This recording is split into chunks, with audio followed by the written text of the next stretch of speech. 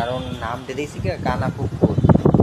যে বাউল শিল্পীরা কি সব কথাবার্তা বলতেছে, আল্লাহ নিয়ে কথাবার্তা কটূক্তি করতেছে, আর ও বাউল শিল্পীদের সাপোর্ট দিতে আছে। ওর উচিত দিয়া প্রতিবাদ করা।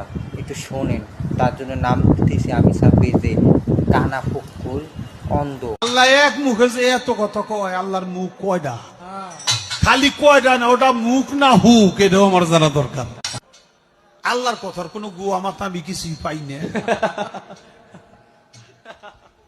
মাথা কোনটা গোয়া কোনটা এটা আমি পাই না।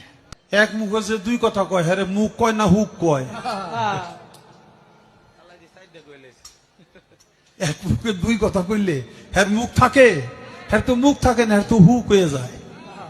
মাঠে প্রান্তরে বাউল গান গেয়ে বেড়ায়, তাদের উপরে হামলাটা এটা একটা উগ্র ধর্মান্ধদের হামলা বলে আমি মনে করি, এবং এটা সঠিক নয়।